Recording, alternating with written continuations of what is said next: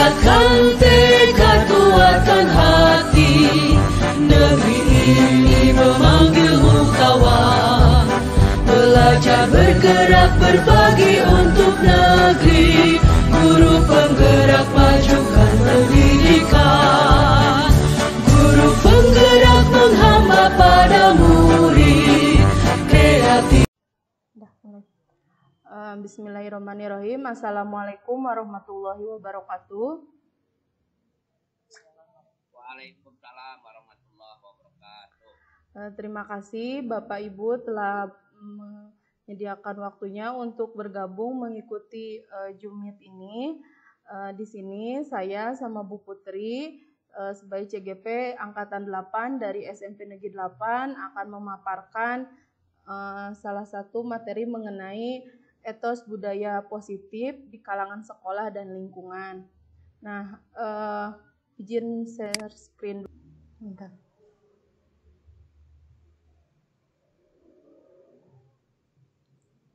Coba di perlu ini.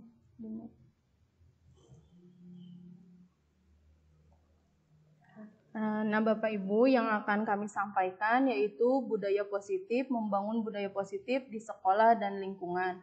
Kami adalah CGP Angkatan 8 dari SMP Negeri 8. Perkenalkan, ini adalah yang membimbing kami dari Bu Putri. Yang pertama, CGP Bu Putri ada fasilitatornya Pak Henry Anis, dan untuk pengajar praktiknya yaitu Pak Heru Sobri. Kemudian untuk saya sendiri, untuk fasilitatornya Pak Mahrani, dan untuk pengajar praktiknya Bu Kokom. Nah, salam dan bahagia. Assalamualaikum warahmatullahi wabarakatuh. Waalaikumsalam warahmatullahi wabarakatuh. Lanjut dulu. Nah, di sini kami akan menyampaikan mengenai budaya positif. Nanti untuk narasumbernya ada saya sendiri dan juga ada Bu Putri. Kemudian yang akan terlebih dahulu menyampaikan materinya yaitu dari Bu Putri. Baik. Assalamualaikum warahmatullahi wabarakatuh. Waalaikumsalam warahmatullahi wabarakatuh. Selamat di pembukaan sekolah yang rekan-rekan guru serta teman-teman saya di grup penggerak di tahun penggerak. Terima kasih sudah meluangkan waktunya semuanya, dan juga ada orang tua juga yang sudah menyempatkan waktunya untuk mengikuti kegiatan kami sebagai calon guru penggerak. Ini adalah salah satu tugas yang harus saya penuhi. Dan Bu Elisa. pemaparan tentang budaya positif kepada rekan Orang tua. Baik. Dimulai saja. Ini budaya positif. Di sini Pertanyaan pemantik. Yang pertama, hukuman dapat mendisiplinkan anak-anak. Menurut Bapak Ibu semua, setuju tidak untuk hukuman dapat mendisiplinkan anak-anak?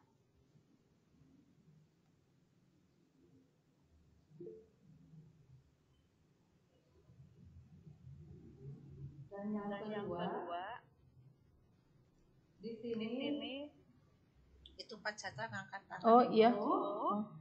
Iya Bapak. Gimana Pak? Setuju atau tidak? Baik, terima kasih Bu Putri. Luar biasa Bu Kepala SMP 8 yang luar biasa juga. Guru-guru hebat semua. Ya, di waktu senggang atau di waktu sibuk kita terus belajar. Hukuman dapat mendisiplinkan anak itu menurut saya pribadi itu belum tepat, karena ada 5 posisi kontrol yang harus kita pahami. Jadi hukuman itu tidak selalu dapat mendisiplinkan. Nanti lebih lanjutnya ada poin yang lain. Itu Bu Putri lanjut. Iya Bapak. Nah, iya betul. Hukuman dapat mendisiplinkan anak ini untuk nanti akan dijelaskan. Nanti akan saya jelaskan lebih lanjut. Nah, yang kedua, pemberian hukuman dengan hal positif seperti membaca atau membersihkan halaman sekolah dapat meningkatkan disiplin anak. Apakah setuju atau tidak, Bapak Ibu? Tidak setuju. Tidak setuju. Ya. Terus yang ketiga, memberi penghargaan dapat meningkatkan motivasi belajar anak. Setuju atau tidak? Tidak setuju, Bu. Tidak setuju. Ya, Mari kita lihat.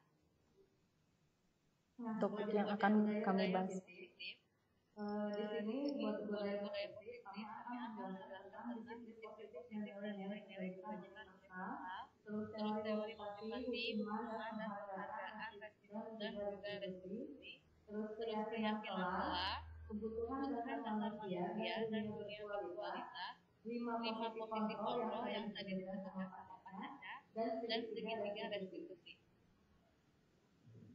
Disiplin positif dan nilai-nilai kebajikan universal. Nah, perubahan paradigma. Kegiatan kepala tangan ada A dan B, Anda dan anak-anak. Baiklah cari tulisan yang sangat berharga. Letakkan di salah satu tangan Anda dan genggam benda atau sesuatu tersebut dengan buatlah sebuah kepalan. Nah, teman Anda akan mencoba dengan sekuat tenaga dengan berbagai cara meminta Anda memberikan benda tersebut. B. Bisa membujuk, mengancam, menghardik, merayu, menyuap apa saja agar dapat membuka kepala tangan Anda. Apa yang terjadi?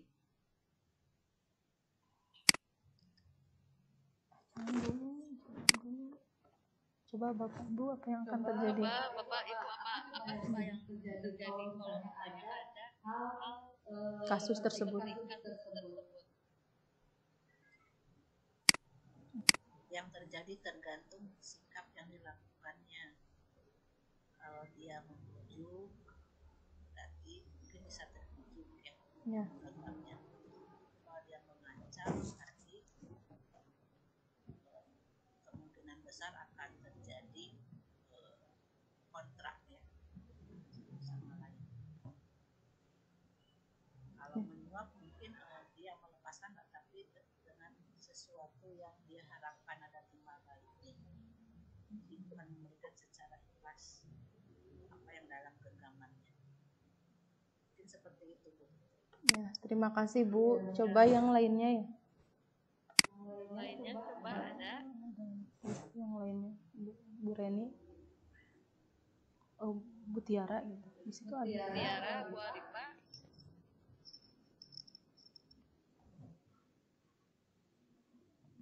Ada pendapat yang lain? Kalau tidak ada, saya akan lanjutkan. Terima kasih Ibu. Kalau tidak ada, Bu Putri. Ya. Ya, nggak apa-apa ya. Gak apa-apa, bagus Pak. Iya, Bapak bagus. Terima kasih. Ini semua yang poin A atau poin B tergantung pada bentuk atau relasi. Relasi ini lebih dalam bentuk kepentingan. Iya. Seperti tadi dikatakan ibu kepala. Kalau misalkan bujuk itu kan apakah memaksa atau tidak memaksa. Itu tergantung pada kepentingan personal yang meminta dan yang diminta. Itu mungkin kalau misalkan bujuk-memujuk tidak ada kepentingan, tidak mungkin terjadi. Suap menyuap juga tidak akan terjadi. Ini kembali lagi pada poin kepentingan atau relasi antara personalan. Mungkin gitu, Bu Putri. Ya, terima kasih Bapak Ibu. Ya, terima kasih banyak Pak Caca sama Ibu yang telah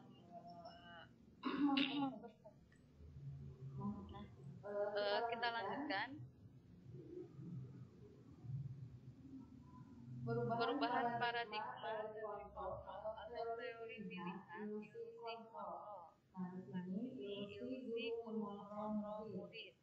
Terus Terus ada juga ilusi ilusi bahwa kritik kritik dan dan membuat membuat orang orang merasa merasa bersalah bersalah dapat dapat menguatkan menguatkan karakter. karakter. Ada Ada juga juga ilusi ilusi bahwa bahwa semua semua penguatan penguatan positif positif efektif efektif dan dan bermanfaat. bermanfaat. Ada Ada juga juga ilusi ilusi bahwa bahwa orang orang dewasa dewasa memiliki memiliki hak hak untuk untuk memaksa. memaksa. Nah, Nah, mungkin mungkin yang yang tadi tadi perubahan perubahan paradigma yang paradigma yang tadi tadi bisa bisa kita kita gunakan gunakan ini ini teori teori kontrol. kontrol. Nah, untuk Nah, untuk perubahan perubahan paradigma paradigma menurut respon teori teori kontrol atau kontrol teori atau teori pilihan, pilihan, siapa siapa sesungguhnya yang sesungguhnya yang memiliki memiliki kontrol? kontrol. Di Di sini sini untuk untuk stimulus stimulus respon, respon, kita kita mencoba mencoba mengubah mengubah orang orang agar agar mengubah mengubah orang orang agar agar berpandangan berpandangan sama sama dengan kita. dengan kita. Tapi Tapi kalau kalau dalam dalam teori teori kontrol kontrol atau atau pilihan, pilihan, kita kita berusaha berusaha memahami memahami pandangan pandangan orang orang lain lain tentang tentang dunia. dunia.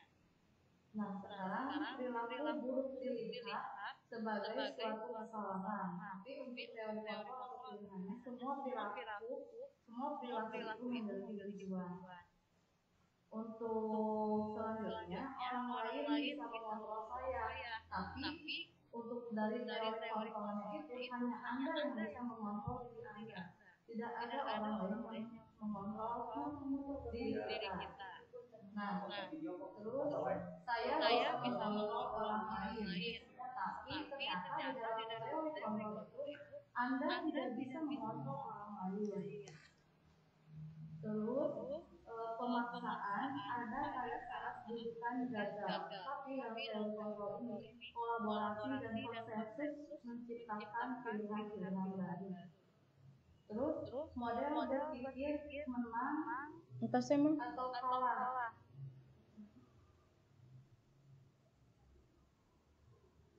Dalam teori kontrol itu model berpikir menang-menang.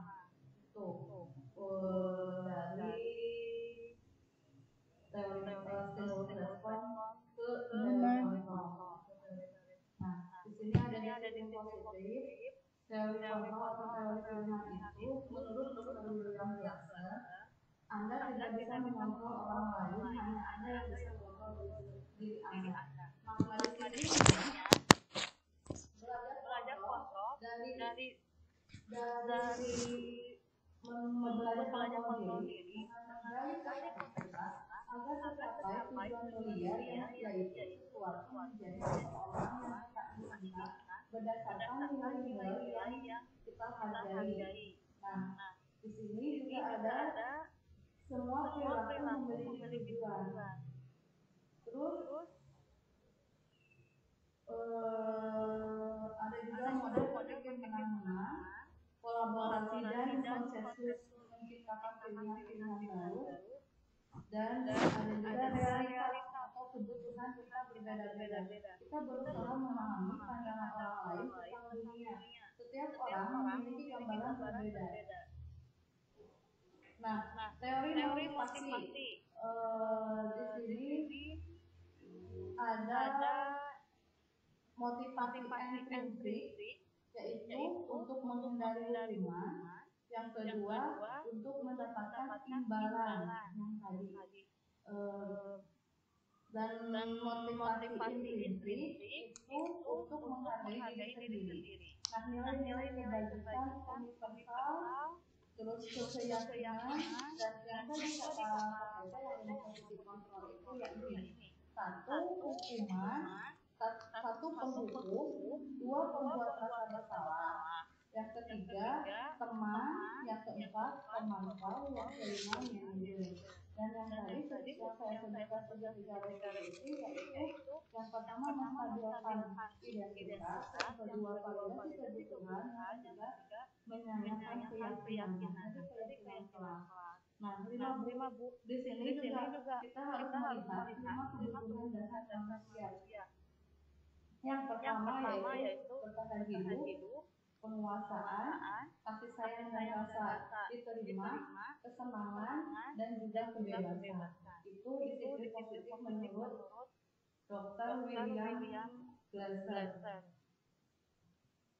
Nah, apakah Apakah makna makna disiplin? disiplin Di sini ini berasal dari bahasa Latin Latin disiplina yang artinya belajar. Makna asal dari kata ini berkonotasi dengan disiplin diri dari murid Sokrates dan Plato. Disiplin diri membuat orang mengenali potensinya menuju sebuah tujuan apa yang dia hargai. Namun dalam budaya kita, makna kata disiplin telah berubah menjadi sesuatu yang dilakukan seseorang pada orang lain untuk mendapatkan kepatuhan. Nah, kecenderungan umum adalah menghubungkan kata disiplin dengan ketidaknyamanan, bukan dengan apa yang kita hargai atau pencapaian suatu tujuan mulia. Nah, nilai-nilai kebajikan universal. Nilai-nilai kebajikan itu adalah sifat positif manusia yang merupakan tujuan mulia yang ingin dicapai setiap individu. Nilai-nilai tersebut bersifat universal dan lintas bahasa, suku bahasa, agama maupun latar belakang. Yang pertama, setiap perilaku atau perbuatan memiliki suatu tujuan. Menurut Dr. William Glasser pada California tahun 1980. Nah, dengan mengenalkan nilai kebajikan yang diyakini seseorang, maka motivasi intrinsiknya akan terbangun sehingga menggerakkan motivasi dari dalam untuk dapat mencapai tujuan mulia yang diinginkan. Menurut Diana dosen tahun 1998. Nah, nilai kebajikan yang ingin dicapai oleh setiap anak Indonesia kita kenal dengan profil pelajar Pancasila yang sekarang kalau di SMP 8 itu baru kelas 7 yang dilakukan program pelajar Pancasila. Nah, program pelajar Pancasila ini apa saja? Yaitu beriman, bertakwa kepada Tuhan Yang Maha Esa dan berakhlak mandiri, bermoral, berkebiasaan global, bergotong royong dan kreatif. Nah, untuk yang selanjutnya tentang teori motivasi, hukuman dan penghargaan serta retribusi. Nah, teori motivasi perilaku manusia. Yang pertama, untuk menghindari ketidaknyamanan atau hukuman, apa yang akan terjadi apabila saya tidak melakukannya? Itu bentuk motivasi eksternal. Yang kedua, untuk mendapatkan imbalan dari orang lain atau retribusi. Apa yang akan saya dapatkan apabila saya melakukannya? Itu motivasi eksternal juga. Nah, yang ketiga, untuk menghargai diri sendiri. Saya akan menjadi orang yang seperti apa bila saya melakukannya? Itu motivasi internal. Tujuan disiplin positif. Nah, merdeka menurut Ki Hajar Dewantara, merdeka itu artinya tidak hanya terlepas dari perintah, tetapi juga cakap buat memerintah diri sendiri. Ki Hajar Dewantara, pemikiran konsepsi, keteladanan, sikap merdeka, 45 dari halaman 449. Nah, ini yang tadi ada didukung oleh penghargaan. Jadi kita semua menyebutkan tidak setuju dengan didukung oleh penghargaan. Nah, bahwa penghargaan berlaku sama dengan hukuman. Dalam arti meminta atau membujuk seseorang melakukan sesuatu untuk memenuhi suatu tujuan tertentu dari orang yang meminta atau membujuk. Dorongannya eksternal dan akan ada faktor ketergantungan. Nah, beberapa dampak dari pemberian penghargaan itu antaranya pengaruh jangka pendek dan jangka panjang, terus penghargaan menghukum, penghargaan mengurangi ketepatan, penghargaan tidak efektif, penghargaan merusak hubungan. Itu yang dihukum oleh penghargaan. Nah, ada lagi penghargaan menurunkan kualitas, penghargaan menurunkan kreativitas, penghargaan mengurangi motivasi. Nah, bentuk program kebajikan apresiasi dalam memberi apresiasi atau pengakuan perlu diingat beberapa hal. Yang pertama, beri pengakuan secara khusus ke anak. Terus yang kedua, beri pengakuan secara pribadi. Misalnya angka A lalu atau beri pengakuan kepada semua murid bergantian. Beri pengakuan secara konsisten juga bisa. Terus fokus pada prosesnya. Itu bentuk program kebajikan. Nah, contoh pengakuan atau apresiasi kebajikan. Yang pertama, misalnya kemarin saya perhatikan nilai kebajikannya, rasa empatimu besar sekali. Situasi pada saat menolong murid baru di kelas kita. Nah, yang kedua saya menghargai kamu, misalnya gimana, itu kalimat pertamanya. Nah, nilai kebajikannya kepedulian, situasinya pada saat kamu membantu teman-temanmu di tugas kelompok.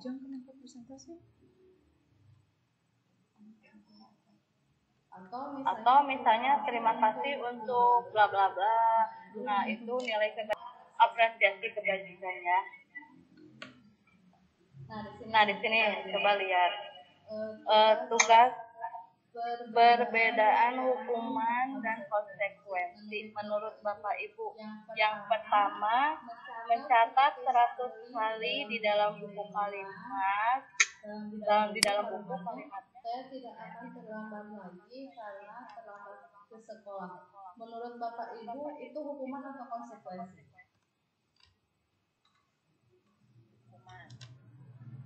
Ya. Masuk hukuman. Ya, Bu.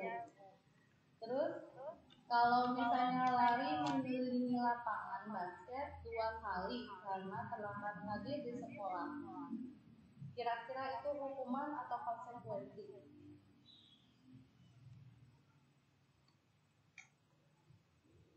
Ada yang mau jawab? Konsekuensi. Sebagai akibat dari keterlambatan. Ya. Terus kalau misalnya murid diminta untuk push up 15 kali karena tidak menggunakan masker ke sekolah. Nah, ini hukuman atau konsekuensi? Hukuman. Ya.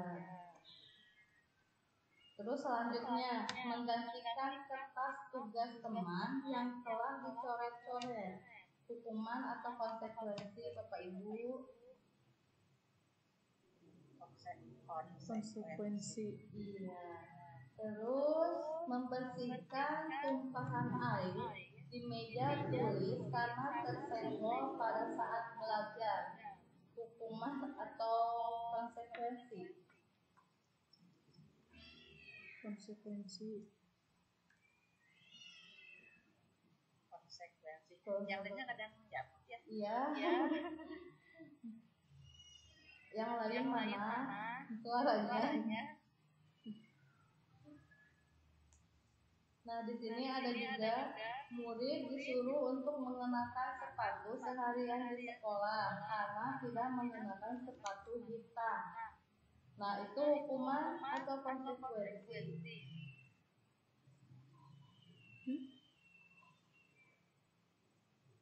Murid disuruh untuk mengenakan sepatu seharian di sekolah karena tidak mengenakan sepatu. Murid disuruh untuk tidak mengenakan sepatu seharian di sekolah karena tidak mengenakan sepatu hitam. Hukuman atau konsekuensi?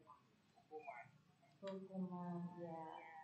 Nah, satu lagi, lari mengelilingi lapangan basket 2 kali. Oh iya, penjelasan Anda akan berakhir dalam 15 menit. Untuk mengajar pelajaran PJOK. Itu hukuman atau konsekuensi? Gimana? Konsekuensi. Iya. Konsekuensi ya, konsekuensi. Ya, coba kita lihat ya.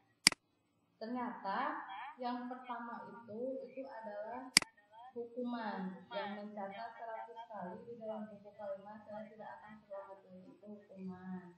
Yang kedua, lari mengelilingi lapangan basket, itu juga hukuman. Yang ketiga, murid diminta push up, itu juga hukuman. Nah, mengganti kertas tugas teman yang telah dicoret-coret, itu konsekuensi.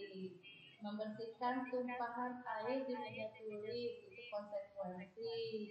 Terus murid disuruh untuk tidak mengenakan sepatu seharian, itu hukuman.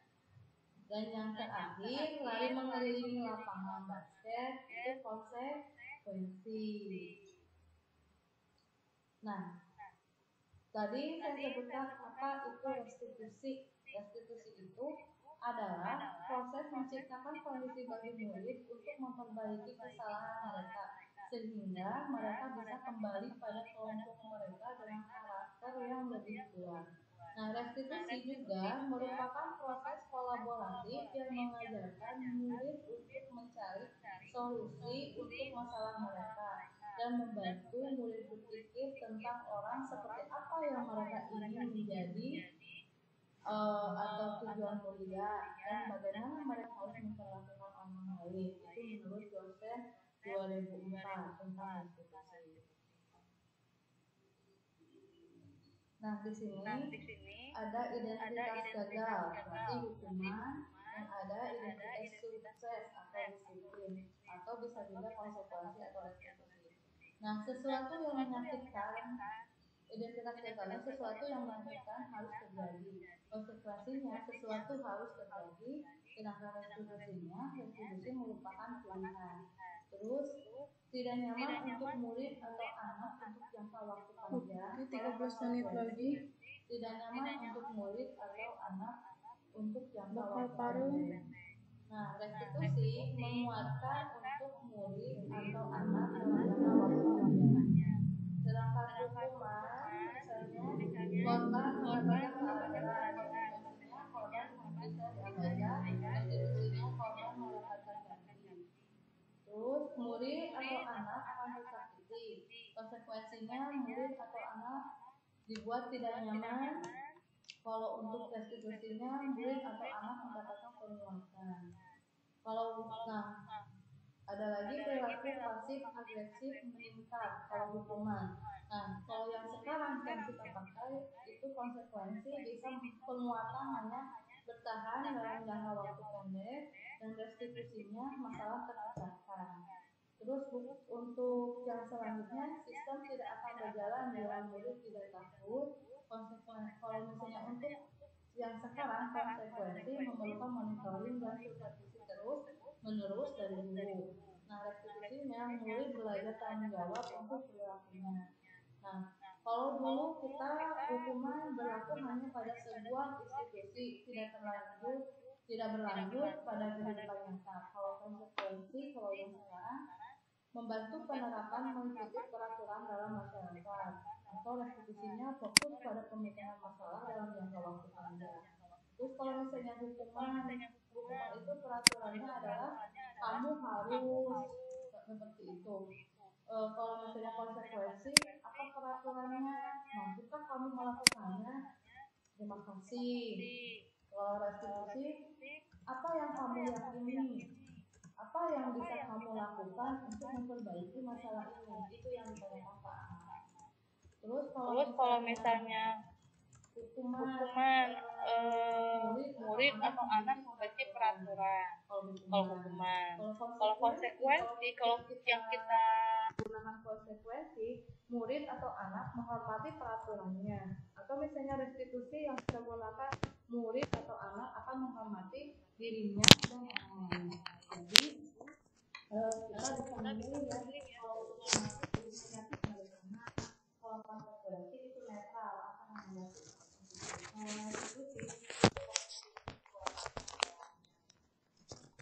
Nah, 9 ciri-ciri restitusi. Yang pertama, bukan untuk menebus kesalahan, namun untuk belajar dari kesalahan. Yang kedua, memperbaiki hubungan. Yang ketiga, tawaran, bukan paksaan.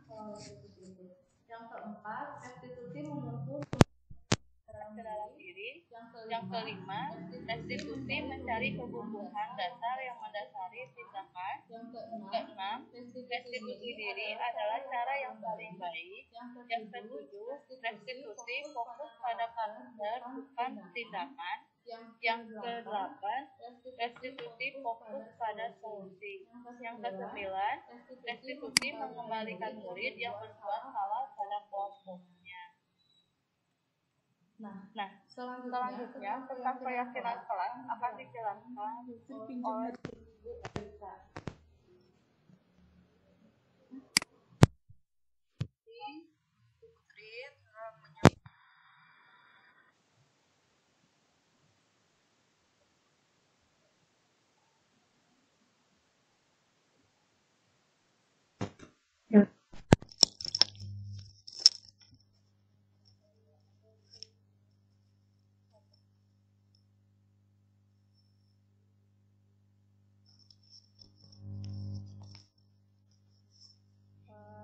Terdengar jelas Bapak Ibu? Yang selanjutnya adalah saya akan memaparkan mengenai keyakinan kelas. Di sini mengapa tidak peraturan saja, mengapa harus keyakinan kelas? Dan di sini mengapa coba Bapak Ibu ada yang tahu gak mengapa tidak peraturan saja, kenapa harus keyakinan?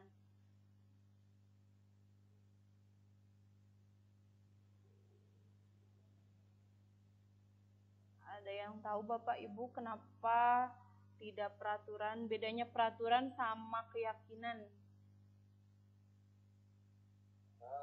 Coba ya, Ya Bapak, mangga. tujuan dari peraturan itu intinya adalah untuk ditaati, tapi belum tentu suatu peraturan itu berhasil mencapai tujuan apabila tidak diyakini bahwa pemberlakuan peraturan itu akan mencapai tujuannya. Jadi perlu sekali keyakinan untuk yakin bahwa peraturan itu akan mencapai tujuan.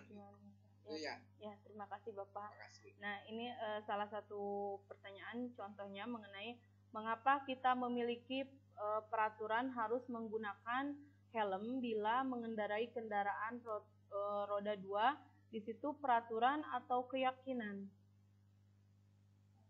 Peraturan. Kalau berkendaraan harus pakai helm ya. Ya, Pak. Peraturan itu. Ya. Kemudian di sini juga ada mengapa kita memiliki peraturan 3M seperti menggunakan masker, mencuci tangan, dan menjaga jarak. Di situ keyakinan ataukah peraturan?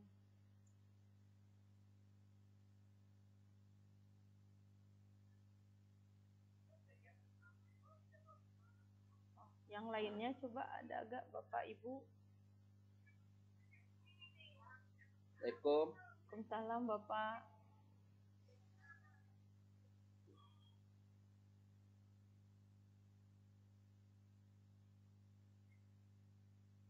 Bu Elisa ikut diskusi. Ya boleh Bapak. Pak Ijang. Oh iya baca. Salah.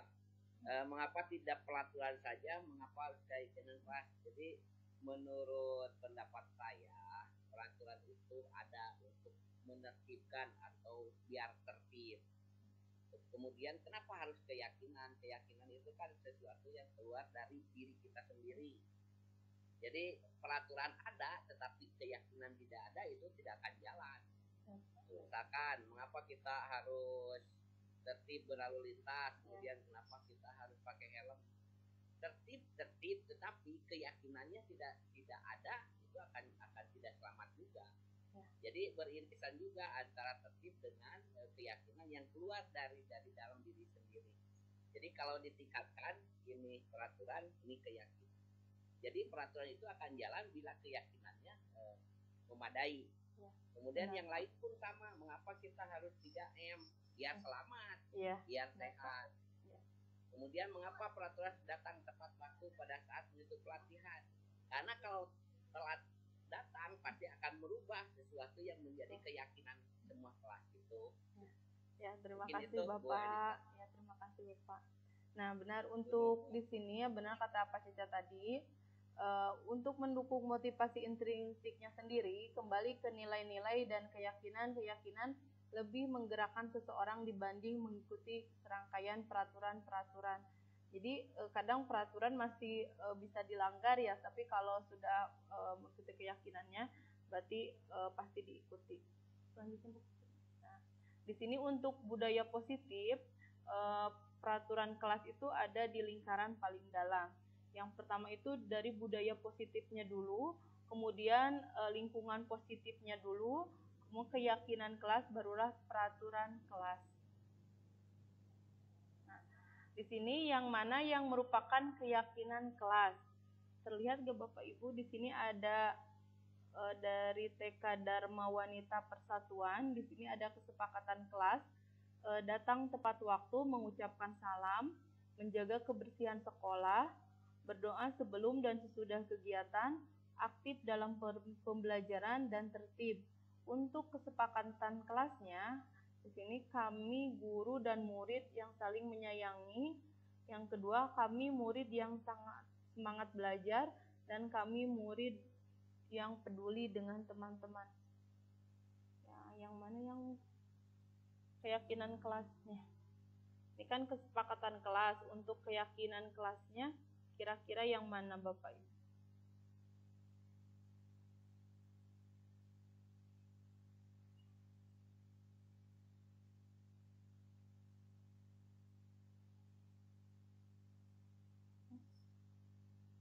Oh, kalau gak ada kita lanjutkan dulu.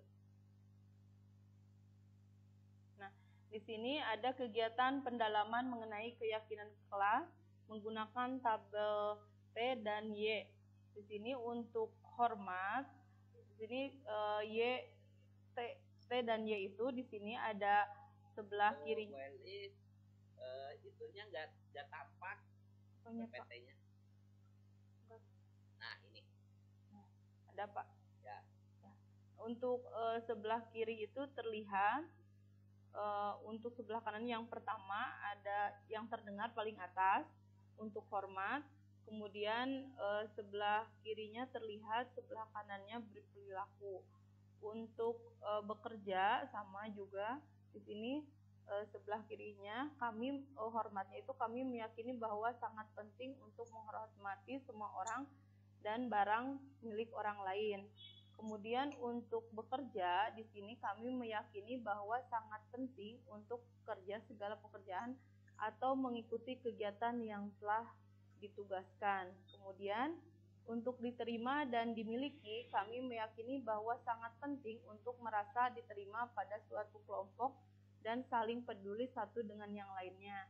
Di sini menggunakan tabel T dan tabel Y untuk melihat, terlihat, terdengar, dan berperilakunya sendiri. Nah, di sini kegiatan pendalaman keyakinan kelas menggunakan tabel T dan tabel Y. Salah satunya itu mengenai hormat, terdengar. Salah satu contohnya, satu orang berbicara, yuk saya bantu, kita bisa selesaikan ini bersama. Terima, tolong ya, permisi, boleh saya pinjam, nanti akan segera saya kembalikan. Untuk yang terlihatnya, berempati terhadap perasaan orang lain, ini memegang barang milik orang lain hanya dengan izinnya. Kemudian mendengarkan dengan seksama, senantiasa berbuat baik dan berbagi. Untuk perilaku.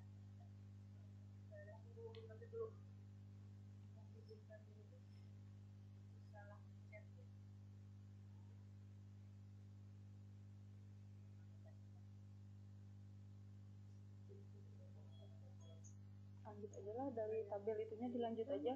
Lanjut aja. Saya udah ini. Tadi kan bubut gak kelihatan, yang itunya sembunyikan dulu. Nah tadi mohon maaf Bapak Ibu, tadi sampai mengenai membuat keyakinan kelas menggunakan tabel T dan tabel Y. Kemudian di sini untuk ada peraturan dan keyakinan kelas. di sini selalu kembalikan buku ke tempatnya. Kira-kira untuk keyakinan kelasnya bagaimana Bapak Ibu?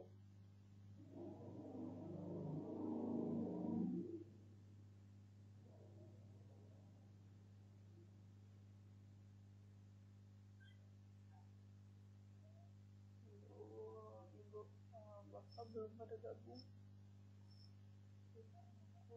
Kurang. Kita lanjut aja. Udah, kita lanjut aja dulu ya. Lanjut aja. Nah, di sini ada peraturan dan keyakinan kelas. Di sini selalu kembalikan buku ke tempatnya adalah merupakan keyakinan dari tanggung jawab. Kemudian dilarang mengganggu orang lain merupakan menghormati orang lain. Untuk peraturan hadir di sekolah 15 menit sebelum pembelajaran dimulai, keyakinan kelasnya menghormati orang lain atau berkomitmen. Kemudian untuk peraturan dilarang melakukan kekerasan, keyakinan kelasnya keselamatan dan menghormati orang lain. Dilarang menggunakan narkoba, itu adalah kesehatan, keyakinan kelasnya bergantian atau menunggu giliran, menghormati orang lain dan bersabar. Menggunakan masker, kesehatan dan keselamatan. Jangan berlari di kelas atau koridor merupakan keselamatan dan keamanan. Yang selanjutnya adalah kebutuhan dasar manusia dan dunia berkualitas.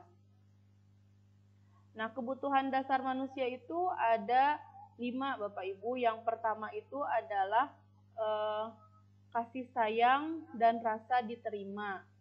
Yang pertama bertahan hidup ya. Yang kedua itu kasih sayang dan rasa diterima. Kemudian ada kesenangan, ada penguasaan, ada kebebasan dan juga ada kesenangan. Nah, untuk selanjutnya itu 5 posisi kontrol yang biasa kita gunakan untuk siswa kita di sini. Sebagai penghukum, ada pembuat merasa bersalah, ada teman, pemantau, dan manajer. Nah, di sini seperti guru berbuat untuk penghukum itu menghardik, menunjuk-nunjuk, menyakiti, menyindir, itu adalah penghukum. Kemudian kalau kamu tidak melakukan, awas ya, rasakan. Nah, itu juga merupakan penghukum. Kemudian dari hasilnya itu memberontak, menyalahkan orang lain, berbohong. Kaitan dengan dunia berkualitasnya, murid meletakkan guru di luar dunia berkualitas. Murid berkata, biarkan saja, nanti juga marah-marah lagi. Untuk pembuat rasa bersalah, di sini berceramah. Untuk guru berbuatnya itu berceramah dan mengatakan seharusnya ibu kecewa kamu. Untuk guru berkatanya juga, kamu seharusnya, kamu sudah tahu ibu lelah sekali menggertaknya, ibu mengatakannya, ibu stres. Kemudian hasil kesiswanya itu menyembunyikan, menyangkal, dan berbohong. Untuk kaitan dengan dunia berkualitasnya, murid meletakkan guru di dalam dunia berkualitas. Kemudian murid berkata, maaf ya, maafkan saya. Dampak pada muridnya itu merasa rendah diri. Kemudian kontrol teman. Di sini untuk guru berkatanya biasanya membuat alasan-alasan untuk muridnya. Untuk guru berkatanya juga, ayo lakukan demi ibu. Masa kamu tidak mau ingat tidak ibu pernah bantu? Hasilnya ketergantungan muridnya itu. Kemudian kaitan dengan dunia berkualitas, murid meletakkan guru sebagai orang yang sangat penting di dunia berkualitas. Tetapi di sini murid akan berkata, saya pikir Bapak Ibu teman, saya ternyata begitu. Dampak pada muridnya lemah, tidak mandiri, dan tergantung. Kemudian posisi kontrol yang ketiga adalah pemantau. Di sini guru berbuatnya itu menghitung dan mengukur. Kemudian guru berkatanya, apa peraturannya? Hasilnya di sini menyesuaikan diri bila diawasi saja. Kaitan dengan dunia berkualitas, murid meletakkan guru, peraturan dan hukuman di dunia berkualitas. Murid berkata, berapa banyak bintang yang saya harus peroleh, berapa halaman yang harus saya tulis. Di sini dampaknya itu menitik beratkan pada sanksi atau hadiah untuk dirinya sendiri. Kemudian yang terakhir adalah posisi kontrol sebagai manajer. Guru di sini berkata, mengajukan pertanyaan-pertanyaan, kemudian seperti guru berkatanya, apa yang kita yakini, apa yang bisa kau kerjakan untuk memperbaiki masalah ini. Hasilnya menguatkan pribadi. Kemudian dampak kaitan dengan dunia berkualitasnya, murid meletakkan dirinya sebagai individu yang positif dan dunia berkualitas. Murid berkata, bagaimana caranya saya bisa memperbaiki keadaan? Kemudian di sini dampak bagi muridnya mengevaluasi diri dan bagaimana cara memperbaiki dirinya. Itu adalah 5 posisi kontrol. Nah, di sini untuk 5 posisi kontrol. Di sini ada tugas. Ya, ya Bu.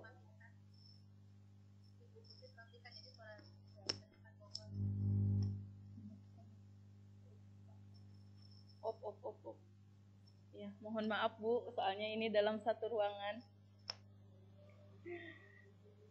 Nah, di sini pertanyaan-pertanyaan, saya kecewa sekali dengan kamu. Siapa yang mengatakan? Di sini membuat orang merasa bersalah. Kemudian kamu tidak pernah benar melakukannya. Di sini merupakan penghukum. Ayolah lakukan demi ibu atau bapak, ini sebagai kontrol teman. Apakah kamu mau mendapatkan stiker bintang hari ini? Itu adalah pemantau. Kemudian untuk manajer, bagaimana kamu bisa menyelesaikan masalah ini? Dan penghukum, kamu selalu yang paling terakhir. Bergerak antara peraturan pemantau, konsekuensi atau hadiah, atau nilai-nilai manajer dan memperbaikinya. Terus aja, ini dilewat aja. Nah, ini yang materi selanjutnya yaitu mengenai segitiga restitusi. Ini adalah segitiga restitusi. Sini Bapak Ibu tentu punya alasan di sini. Segitiga restitusi itu biasanya digunakan untuk menyelesaikan permasalahan yang dihadapi oleh siswa. Segitiga restitusi itu terdiri dari menstabilkan identitas, validasi kebutuhan, dan menanyakan keyakinan. Di sini untuk menstabilkan identitas, di sini setiap orang pasti pernah melakukan kesalahan. Kamu bukan satu-satunya yang pernah melakukan ini untuk menstabilkan identitas. Kemudian untuk validasi kebutuhan, di sini kamu tentu punya alasan mengapa melakukan itu. Biasanya ditanya dulu siswanya kenapa alasannya melakukan hal tersebut, itu ada di bagian validasi kebutuhan. Dan adakah cara lebih efektif untuk mendapatkan apa yang kamu butuhkan. Dan yang terakhir itu ada menyatakan keyakinan, yaitu nilai-nilai apa yang telah kita sepakati dan kamu ingin menjadi orang yang seperti apa, itu menyatakan keyakinan. Untuk membuat anak yang merasa gagal karena berbuat salah menjadi positif terhadap dirinya. Di sini contoh menstabilkan identitas. Guru berkata, berbuat salah itu hal yang manusiawi, tidak ada manusia yang sempurna. Bapak atau ibu juga pernah salah, kita pasti bisa menyelesaikan permasalahan ini. Bapak atau ibu tidak tertarik untuk mencari tahu siapa yang benar dan siapa yang salah, tetapi Bapak Ibu lebih tertarik untuk menyelesaikan masalah. Kalau kamu menyalahkan dirimu sendiri terus-menerus, apakah kamu bersikap baik pada dirimu sendiri? Itu adalah bagian dari menstabilkan identitas. Kemudian memvalidasi kebutuhan.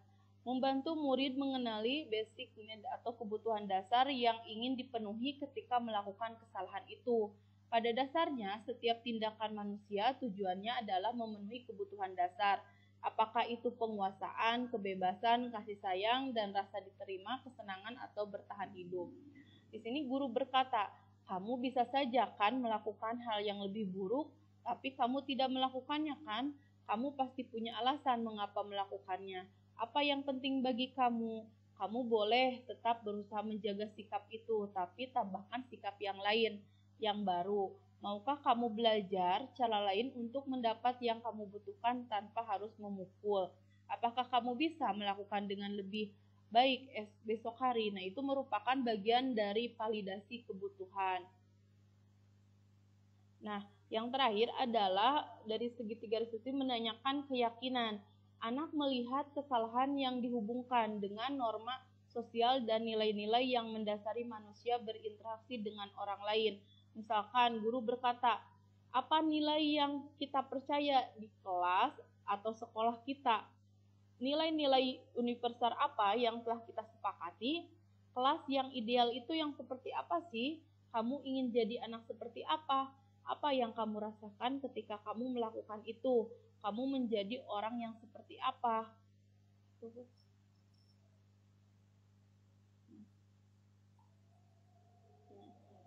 Udah.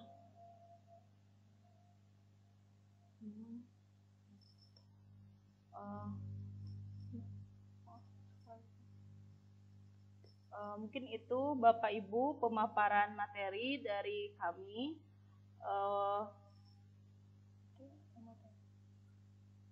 Selanjutnya adalah sesi pertanyaan.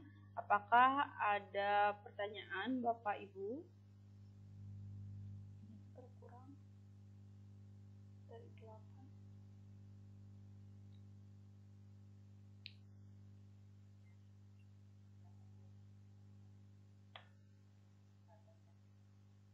Apa yang tadi sudah dipaparkan oleh tidak biasa, tidak biasa, itu merupakan hal baru, menjadi tantangan kita bisa aplikasikan di dalam kelas-kelas kita. Tadi kan ada aturan, ada keyakinan kelas.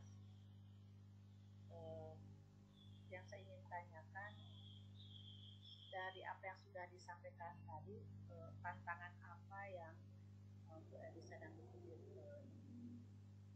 dapatkan ketika misalkan ingin mencoba mengaplikasikan tentang keyakinan kelas tersebut.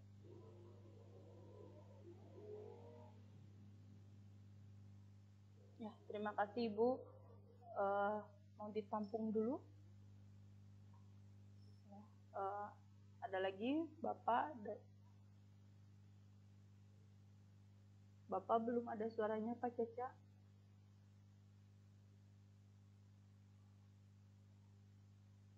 Mikrofonnya Bu. Bacaan dia mikrofonnya baca.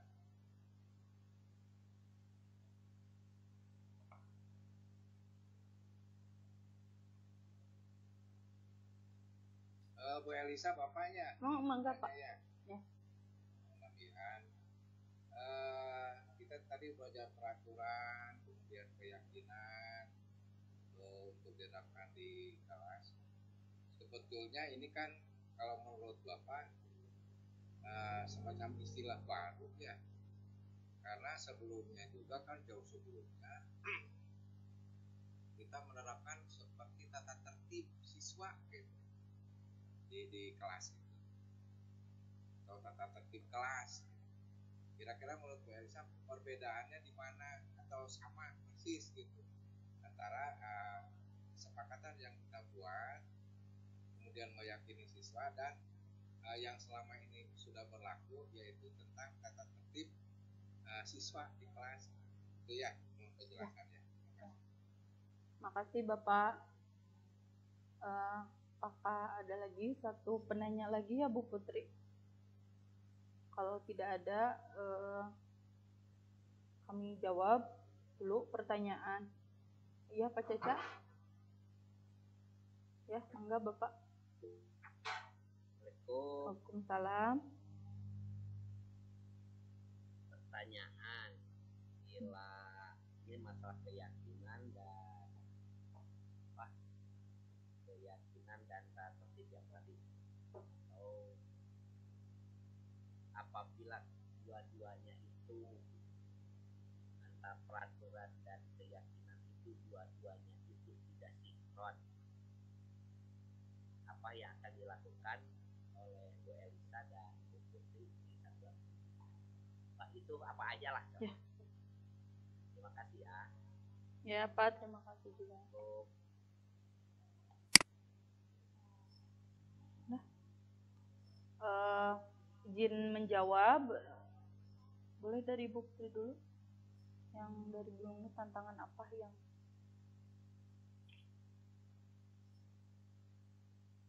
tantangan apa? Ibu Putri.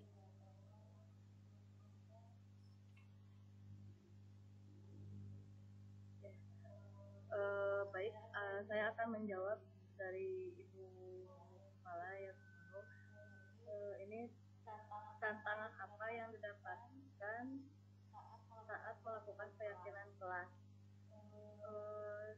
Sebenarnya mungkin ke siswanya ya, kadang kita juga sudah memberikan kesepakatan kelas dengan anak-anak, tapi masih ada anak yang belum meyakini tentang apa yang mereka tulis. Saya sudah berusaha untuk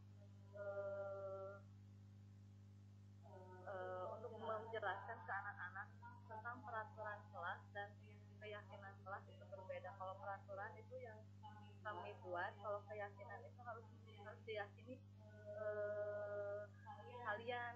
Kalau kalian jadi harus malu, misalnya kalau misalnya itu tidak ditaati, karena ini kita udah menyepakati semuanya. Nah, kadang ada anak yang masih tidak bisa bertoleransi tentang keyakinan kelasnya. Itu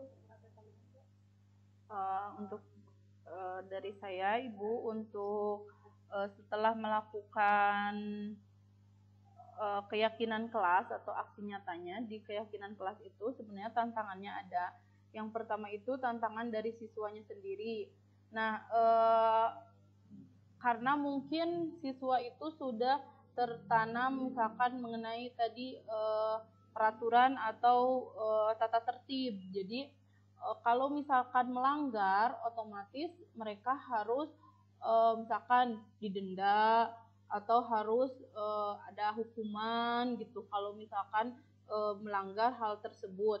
Nah, jadi ketika dilakukan keyakinan kelas, mereka itu kebingungan, Bu, apa keyakinan kelas itu? Nah, jadi hal pertama yang dilakukan itu adalah menjelaskan kepada mereka apa keyakinan kelas. Jadi keyakinan berarti keyakinan, yang namanya keyakinan itu yang kamu yakini.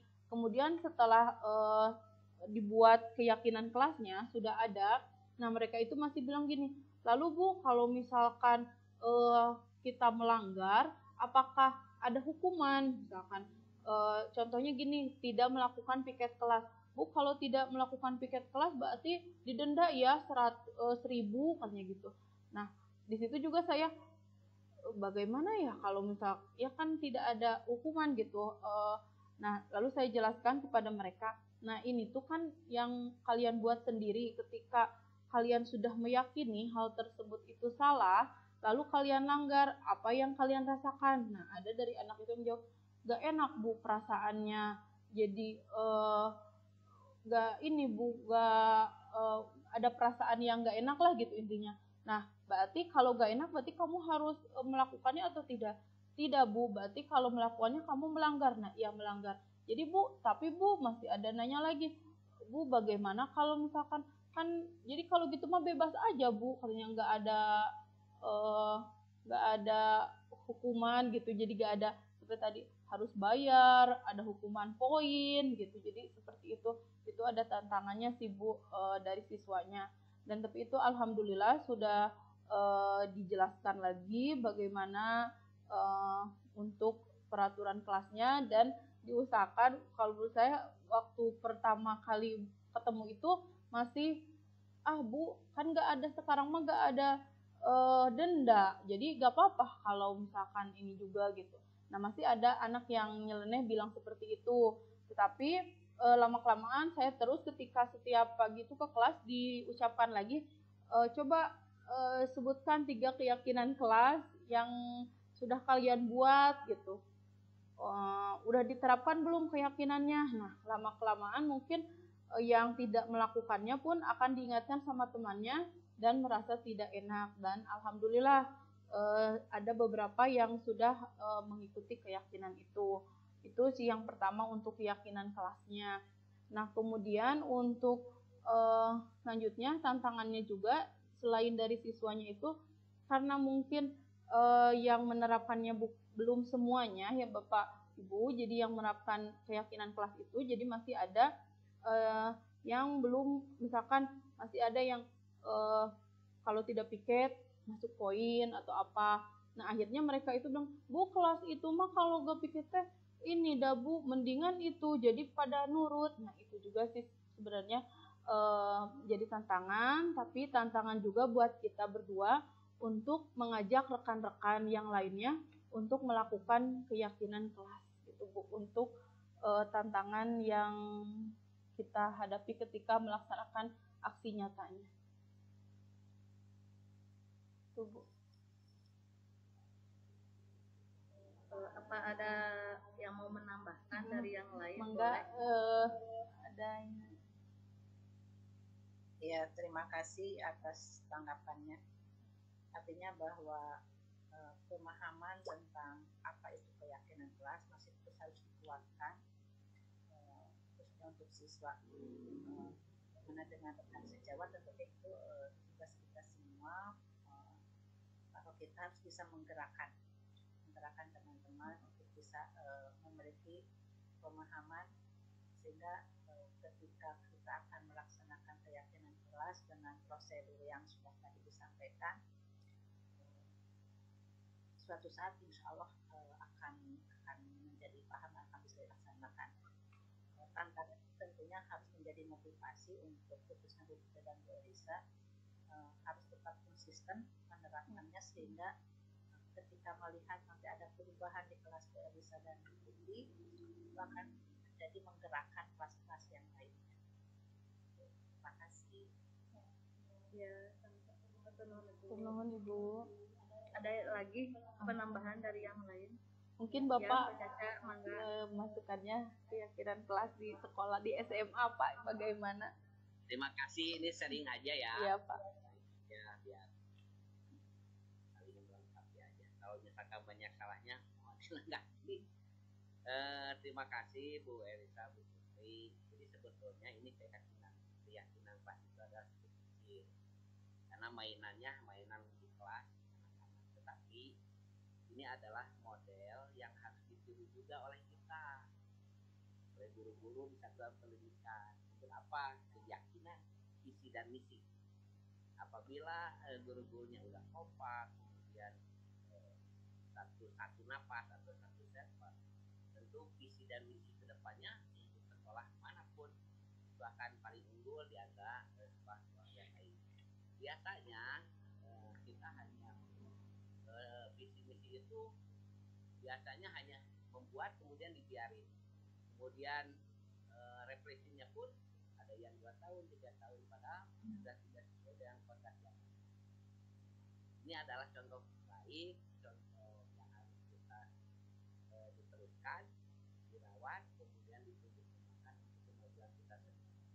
Terima kasih Bu Elisa. Ya, Bu terima Putri, kasih Bapak telah menambahkan. Memberi inspirasi kepada saya pribadi, khususnya akan apa yang tadi dipresentasikan. Mudah-mudahan saya juga bisa melaksanakan untuk diri sendiri, kemudian untuk kelompok saya dan kelompok masyarakat.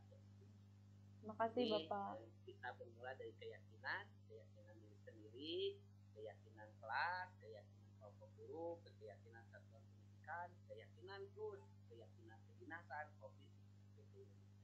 Mungkin itu. Terima kasih Bapak. Ya, Bapak. Terima kasih. Assalamualaikum. Waalaikumsalam. Terima kasih Bapak, Ibu. Akan dilanjutkan pertanyaan selanjutnya dari Panjang ya tadi mengenai keyakinan peraturan kelas sama tata tertib siswa itu berbeda dan berbeda atau sama, dan kalau misalkan berbeda di mana perbedaannya gitu ya Pak?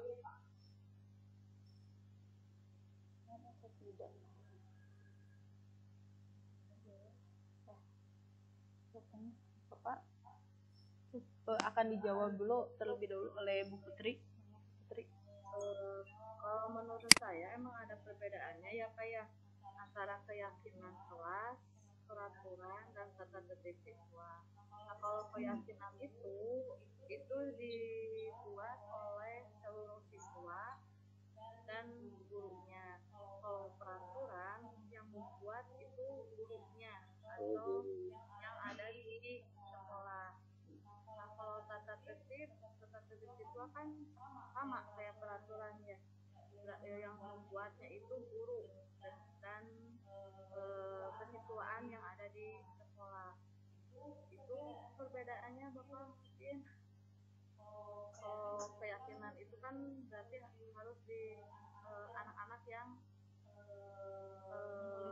menuliskan apa sih yang mau berubah di kelas ini, dan mereka menuliskan beberapa keyakinan dengan hal-hal yang positif. Mungkin itu Bapak kalau dari saya Bu Elisa. Terima kasih Bu Putri, Bu Elisa. Jadi mungkin kalau kita melihat perbedaannya itu dari proses ya, proses penyusunan Ya, atau benar Pak. Tapi boleh ya Bapak menambahkan sedikit Boleh. tentang tadi keyakinan ya dan kesepakatan. Boleh. Iya Bapak boleh. Menarik tadi yang sudah disampaikan juga oleh Ibu Kepala dan Pak Caca. Hanya Bapak menambahkan ya. Jadi selama ini pengalaman pengalaman fakta di lapangan. Sebetulnya sebagus apapun aturan yang kita buat atau kesepakatan yang kita buat dengan anak, itu sebetulnya yang lebih penting adalah ketegasan ya. Jadi kalau ini kan peraturan ini hampir sama dengan hukum ya. Ada prinsip hukum itu ada kepastian hukum. Jadi aturan itu harus pasti ditegakkan, itu ya syaratnya. Jadi ada kepastian. Jangan sampai aturan itu hanya tinggal aturan gitu. Kemudian kita juga tahu di lapangan kadang-kadang ada, mohon maaf ini, ada beberapa guru misalnya menerapkan aturan itu dengan ketat, sementara yang lain tidak atau tidak sesuai dengan yang diharapkan gitu, atau mengabaikan bahkan, sehingga anak bisa pilih-pilih gitu, ya terhadap aturan itu. Kita harus jujur lah mengakui. Kemudian yang lebih penting lagi selain kepastian ya, itu juga keteladanan. Itu jangan lupa keteladanan dari kita sebagai guru, sebagai pendidik, sebagai penegak aturan itu. Itu justru yang Bapak kira lebih penting ya sebagai tambahannya. Ya itu. Terima kasih Bu Putri. Ya, terima kasih Bapak. Nah, benar sekali Bapak ya mengenai peraturan sama hukuman. Nah, makanya di sini itu kami guru penggerak itu mendapatkan materi mengenai, jadi tidak ada lagi peraturan atau hukuman, jadi diganti menjadi keyakinan kelas. Karena kenapa? Kalau misalkan mengenai tadi peraturan atau hukuman itu kan sifatnya mengenai satu orang ya, lebih ke misalkan menitik beratkan yang membuatnya. Sebenarnya salah satu contohnya tadi di awal itu mengenai penggunaan helm misalkan. Nah, ketika ada peraturan harus menggunakan helm, misalkan ketika dia itu adalah peraturan, berarti dia itu ketika tidak ada polisi, misalkan tidak ada yang mengawasi, bisa saja tidak menggunakan helm tersebut gitu, karena itu agak ada polisinya gitu. Nah, makanya diganti sekarang itu menjadi keyakinan kelas. Nah, keyakinan kelas itu di sini berdasarkan keyakinannya sendiri. Misalkan, kenapa sih harus menggunakan helm? Batik agar menjaga keselamatan, misalkan keselamatan diri sendiri. Nah, batik kan itu berdasarkan dari diri mereka sendiri. Akhirnya mereka menyadarinya gitu, Pak. Tapi sebenarnya benar sekali sih, Pak, untuk keyakinan juga di sini perlu kolaborasi dan bantuan dari semua pihak gitu. Nah, karena ada misalkan satu rekan yang menerapkan keyakinan tetapi pihak lain misalkan tidak. Nah, itu juga akan berakibat ke yang lainnya.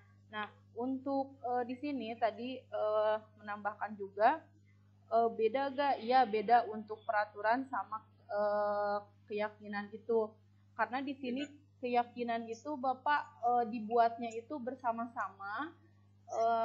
Salah satu contohnya gitu, misalkan saya kemarin membuat peraturan kelas itu pertama-tama itu anak-anaknya diskusi dulu gitu, coba diskusikan apa yang kalian inginkan untuk keyakinan di kelas kita. Mereka diskusi, setelah diskusi mereka menampilkan hasil diskusinya, lalu sepakat atau tidak. Kalau misalkan ada anggota yang tidak sepakat, kenapa alasannya gitu. Jadi yang hasil akhirnya dari diskusi itu yang benar-benar mereka yakini gitu, Pak. Tapi itu masih perlu pembelajarannya juga dari sayanya, Pak, dari ininya, dan perlu konsistennya juga, kata Ibu juga. Nah, itu mungkin tantangan bagi kami di kemudian hari gitu, Pak. Ya. Itu, Pak. Ya, cukup. Terima kasih, ya, terima kasih, Bapak. Apa ada yang mau menambahkan dari yang lain? Silakan, mangga. Pak Eto, atau nuhun tadi. Atau nuhun Boleh Bapak. menambahkan, Bu? Boleh.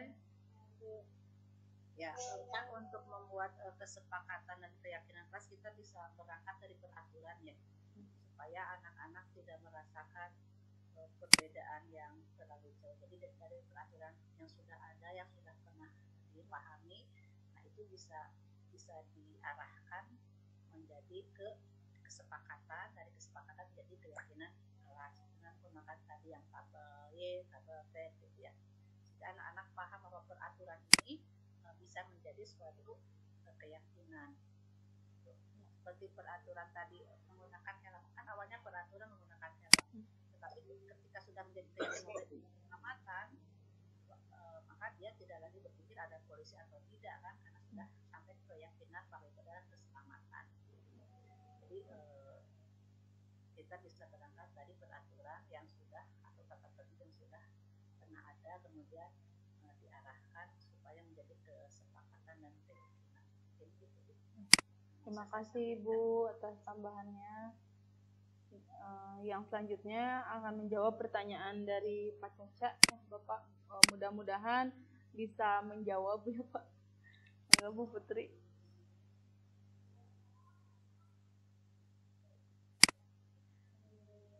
Tadi Mikrofon. Tadi Pak Caca bertanya keyakinan dan tata tertib apabila dua-duanya tidak sinkron, apa yang akan dilakukan? Maksudnya berarti keyakinan yang kita buat di kelas dan sama tata tertib yang di sekolah begitu sama.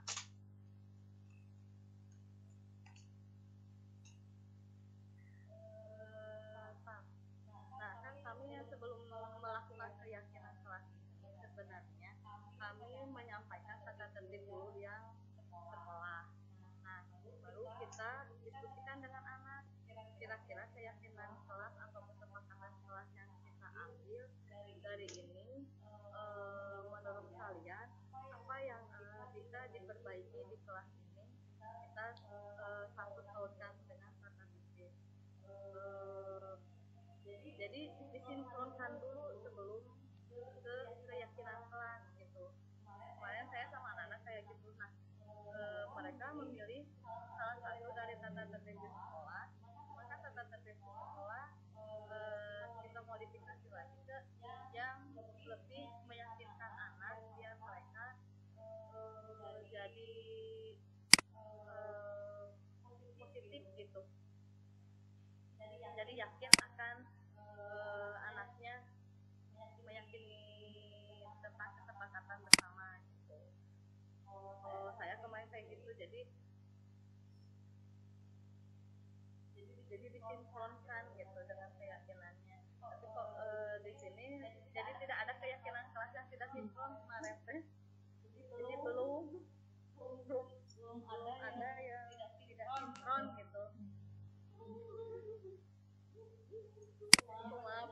menambahkan ya Bapak, menambahkan aja ini Mas.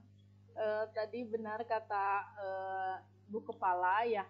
Jadi tadi peraturan keyakinan kelas itu berangkatnya dari peraturan kelasnya yang sudah dibentuk gitu.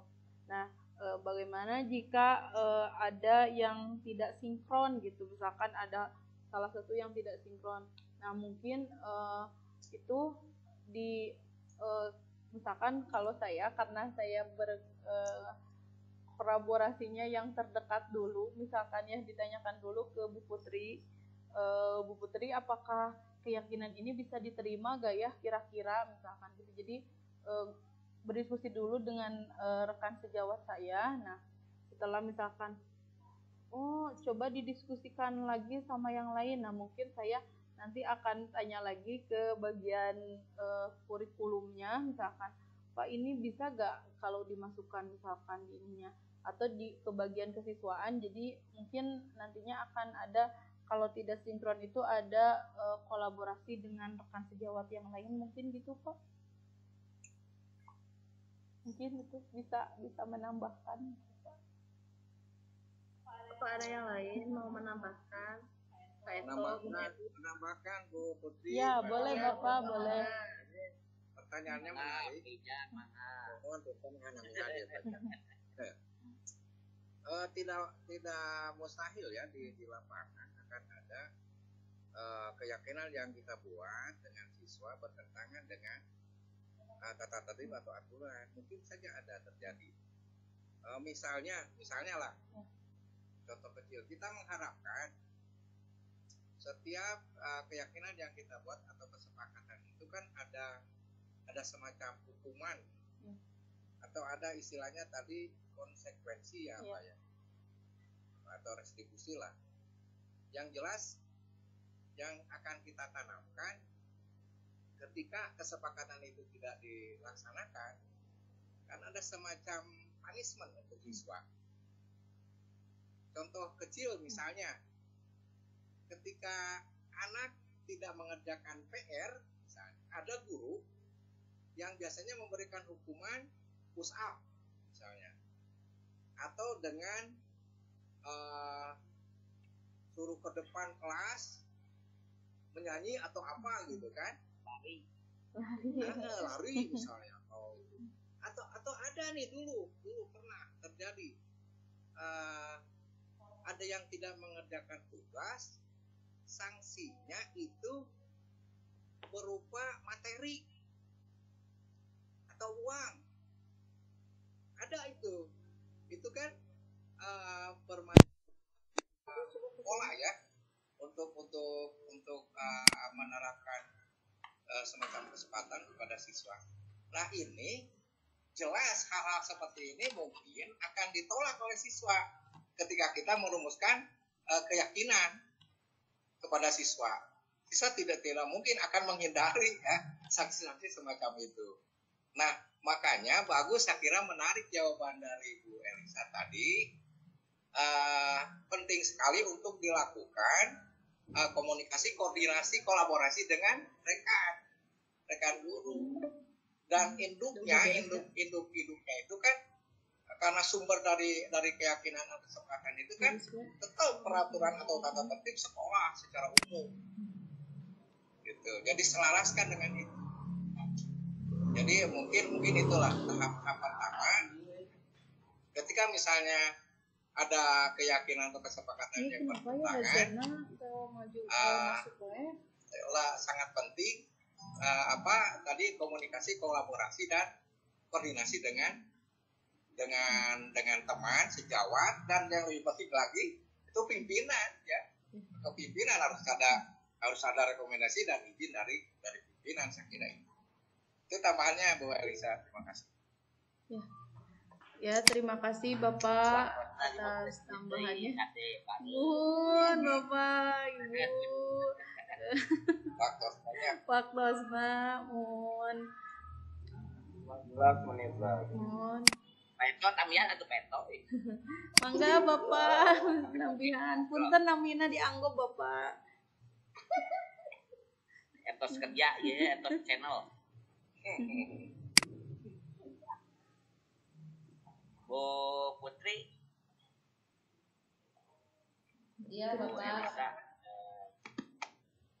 tadi yang disampaikan Bu Kepala, kemudian Pak Ijang, kemudian Bu Putri, Bu Elisa, dan yang lainnya, memang saling melengkapi itu, memperjelas sesuatu yang belum jelas. Kan di setiap kegiatan itu ada yang namanya refleksi. Refleksi itu di keyakinan, dan kebetulan tadi itu kalau bisa melibatkan siswa, karena kata itu untuk siswa dan cerita guru, terus melibatkan guru dan siswa, nanti setelah itu ditarik ke keyakinan yang keluar dari masing-masing. Nah, kenapa sering tidak sinkron? Apa yang kita yang tidak mengerjakan PR, jadi harus mengalir ayat Yasin misalkan, satu buku, kan itu kurang sinkron. Jadi ada sesuatu nafas yang ditarik dari nafas besar ke nafas kecil, artinya ditarik ke keyakinan, itu akan menjadi sinkron. Kebanyakan tidak sinkron, tidak nyambung itu karena yang pertama kita tidak pernah.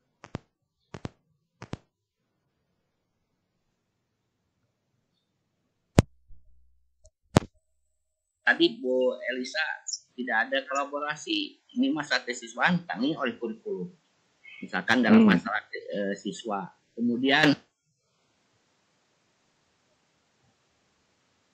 nyambung. Kebanyakan kita kan kalau misalkan merefleksi ya, kebanyakan guru itu jadi penghukum semua. Kamu teh kaburangan wae, beri guru aja. Harus dibalikan. Telabanan. Ya, kepala sekolah itu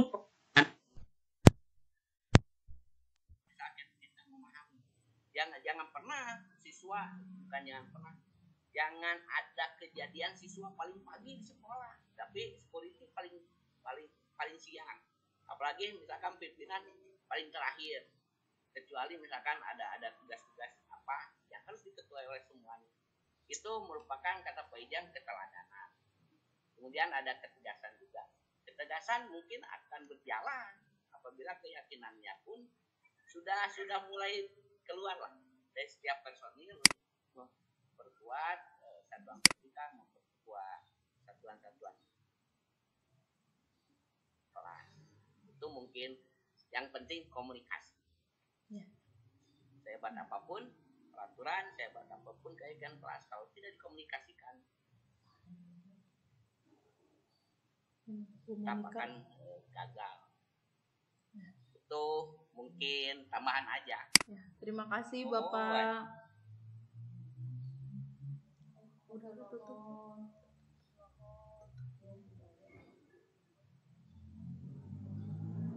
Foto bersama dulu. Tutup mana? Akan berakhir. Iya. Bapak Ibu, terima kasih.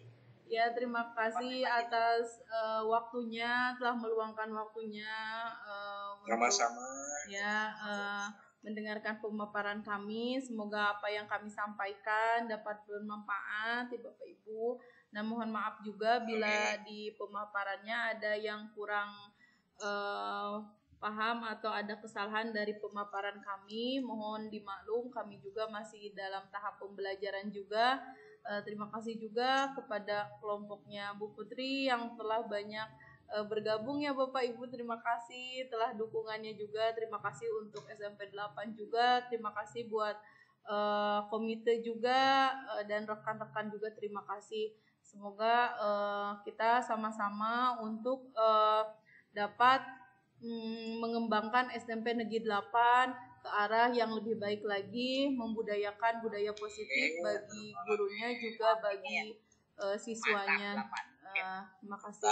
Nah, sebelum selesai izin untuk foto bersama dulu ya Bapak Ibu. Jadi mohon yang off-cam dibuka dulu kameranya. Kita foto bersama dulu ya sebentar. Peto mah wios tadi foto ge peto. Kiringan. Mana ikannya Mas Eto? Siap. Ya, bentar Bapak. Aya Pak Epul ka mana wae sehat. Mangga Pak Ibu. Lanjutkan. Sebentar Bapak Ibu.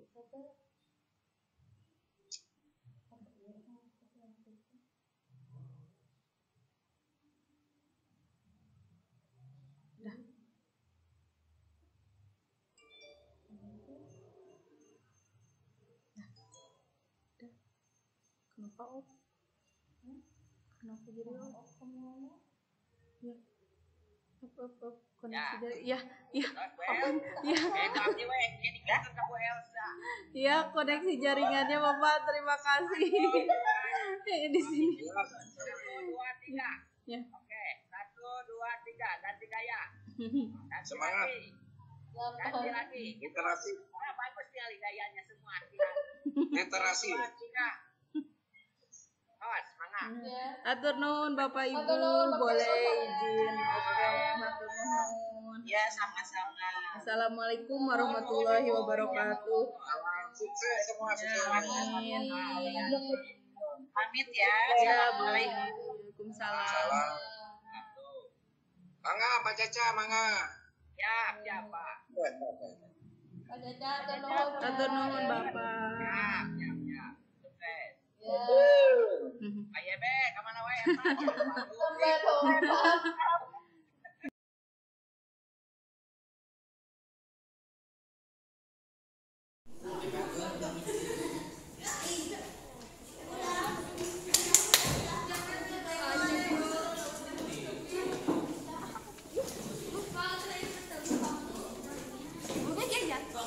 Di mana aja boleh.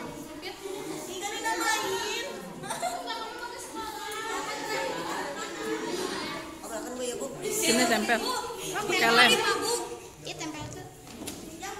Pakai lem, nganggo lem enggak apa-apa.